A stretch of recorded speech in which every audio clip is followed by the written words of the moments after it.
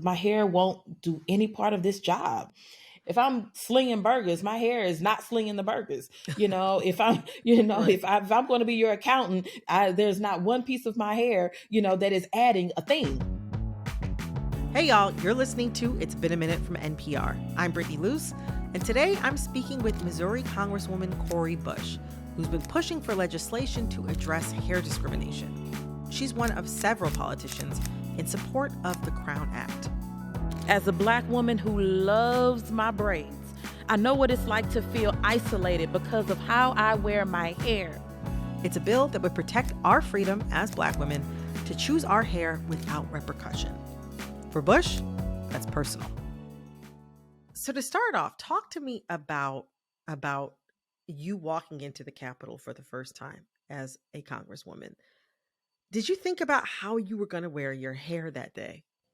I did actually, but for me, it started several days before because I knew how busy I would be, or I didn't know. Let me just say, I didn't know how busy I would be. And so, what the days would look like. And so, I was thinking, I needed a protective style, but something that would be easy.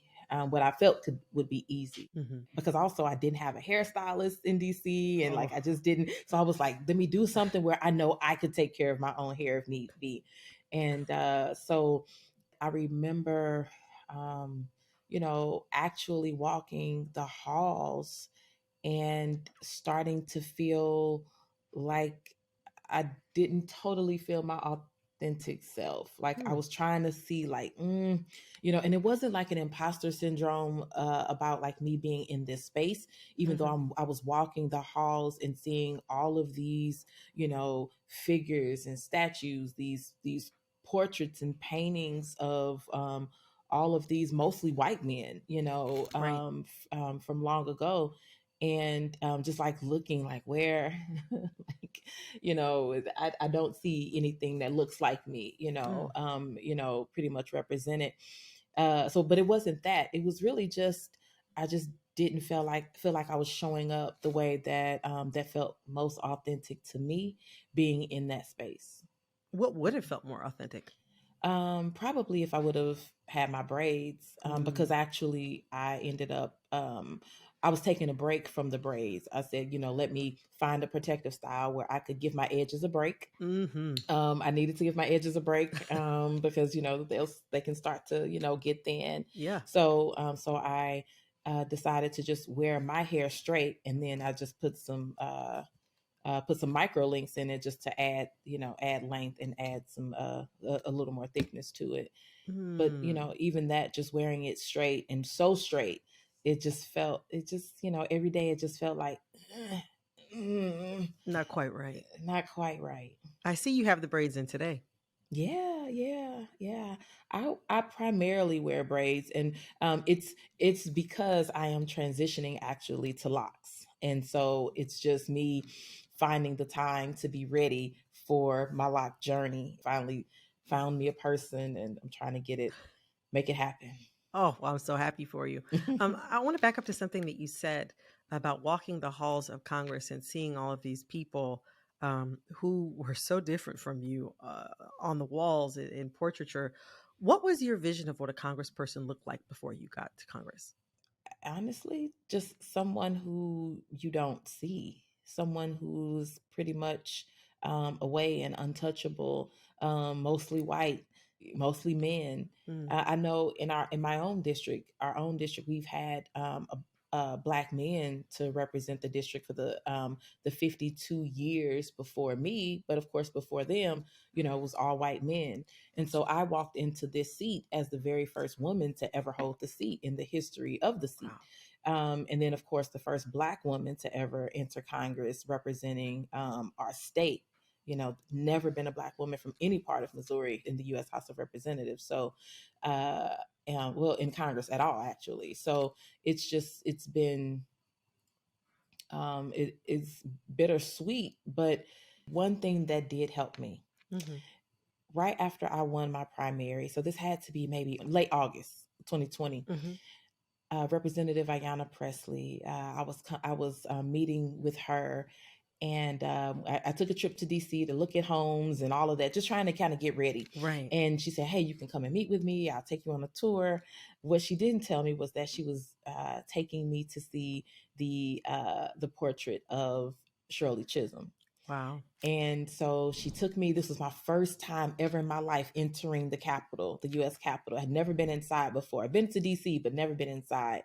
And so she brought me in and took me straight to that portrait. And I just was so overwhelmed, because you have to pass, all of these other statues of, white men and just people who I don't identify with, as far as at least as far as the way that I look and the way that that I show up in the world.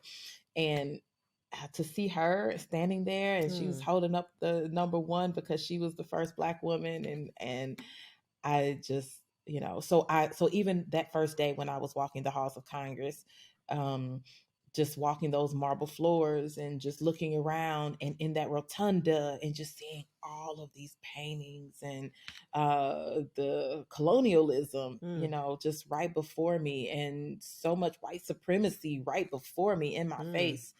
I thought about that portrait of her.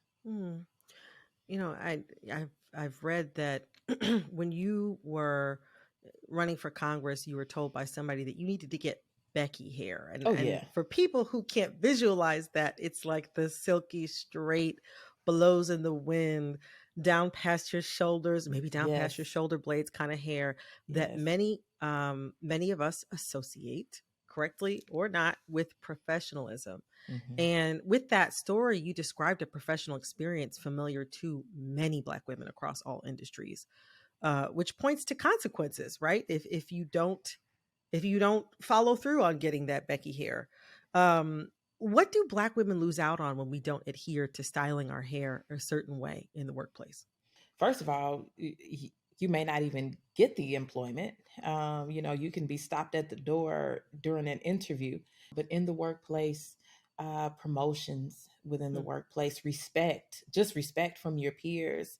Also, just that, your own space being invaded, from people feeling like, I need to touch your hair. Like, I don't understand it, or tell me about your hair. The fact that we have to give accounts about our hair and why our hair looks different today. I remember years ago telling someone, they were like, "Oh, every time you come to work, your hair is just like every week, your hair is different," and I would say, well, yeah, because every time I wash my hair, I have to do a style all over again. Like, my hair is not the same style it was once I washed my hair. And they just looked at me like, what is she talking about? But I think the fact that we have to explain ourselves so much, we lose, but it's not even just in employment. We're talking about in housing. People want a certain look, what they think that is considered presentable and are palatable to other people, so that so it can be something that'll stop you at the door from getting the type of home or moving into the type of neighborhood on a particular block. It can stop you from educational opportunities, and this is actually a real thing. I remember years ago, maybe definitely a little over 20 years ago, sitting in workshops where they would talk to you about how to be presentable when you're applying for jobs and things, and telling men, Black men, don't wear dreadlocks, because you won't get the job. People will see you as a threat. And so, cut your hair and wear it trimmed, wear it really, really, nicely groomed. Would tell us, don't color your hair, have your hair, pull your hair back in a ponytail or just wear it straight, but make sure it's off your shoulders, and, all of those things. And it's just like, my hair is not my hair won't do any part of this job. Like, my hair is not, if I'm slinging burgers, my hair is not slinging the burgers. If I'm, Right. if I'm going to be your accountant, there's not one piece of my hair, that is adding a thing. I want to turn actually to talk about what you have been working on to be able to um, curtail some of, these logistical, hoops that so many Black people, Black women especially, are jumping through just to go to work or to be able to secure housing. The Crown Act, you've been working on the Crown Act and trying to get it passed for some time. Mm-hmm. Can you explain why you feel it's necessary for us to legislate hair in this way? Race-based hair discrimination is a real thing. And I remember being on the House floor when we were debating the Crown Act, hearing from some of our colleagues on the other side of the aisle saying that it, basically saying it's not a real thing. But it actually is. 66% of Black children in majority white high schools have faced race based hair discrimination. And 86% of those children before the age of 12, those formative years where we're telling them, how they have to show up in the world and it can't be the way that they were born. So those that came forward with the Crown Act, this makes it explicit that you must prohibit discrimination based on hair texture and protective styles. And we even go as far to say what that is. So it says locks. It says cornrows and braids, twists, bantu knots, and afros. And it's sad that we have to spell out exactly what type of hairstyles. But if we don't do this, then what we're saying is this discrimination that has come, that continues to be lodged against us, that it's not real. But and actually it is. It's real. It's measurable, and it has a social and economic impact on every person, but especially I have to talk about the impact, the impact on Black women, and it starts with Black girls. When you need to convince someone that this bill must pass now, what story do you tell?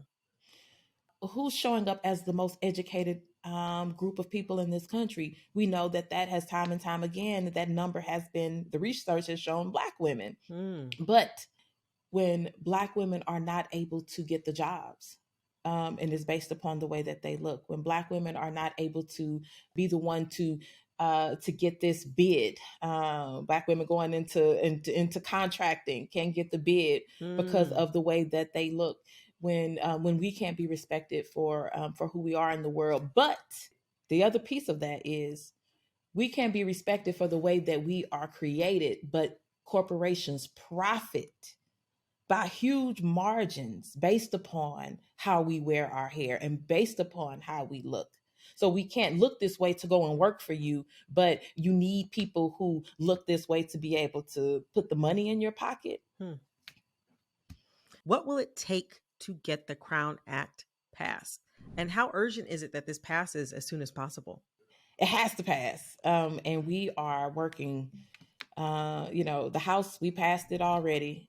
Hopefully in 2024, we will be able to get it passed in both houses, because hopefully we will win back the House and we will have the U.S. Senate, and we will be able to get it to the new president's or the president's desk. Who are the people who are the hardest to convince that this bill needs to pass? It has mostly been my white Republican colleagues that I've seen so far that just don't feel like this is something that should be prioritized. I remember listening to the debate and some of them were saying, oh, well, we have so many other issues in this country that we need to be talking about. Like, this is not a real thing. But what they don't want to understand, what they don't want to realize, or maybe don't care, that since this country's founding, this country has conditioned Black women and girls that our hair has to be straightened or altered in order for us to be treated fairly and with respect. Why is it Black women have to be altered? White men can show up how they show up in anything. I'm running for office. White men could show up in jeans and a business shirt. Didn't even have to do anything to their hair, and they would get the microphone and people would applaud and all was well. But I had to show up in a full suit and the hair a certain way and only minimal makeup and small earrings. All of these things just to be taken seriously. But the other thing with this is, they consider it probably part of being woke, which they fight against, but actually they need to wake up. Discrimination against Black hairstyles, we know, is just one form of the systemic inequities that Black people face, whether trying to obtain the housing or the jobs or the education. And so that's the other part of this. It's no, Like if we open the door to say that we acknowledge race, that there is racism here, then we will have to acknowledge there is racism in all of these other places. Congresswoman Bush, thank you so much for taking the time to talk with us today. This was really great. Absolutely. Thank you, Brittany. Have a great one.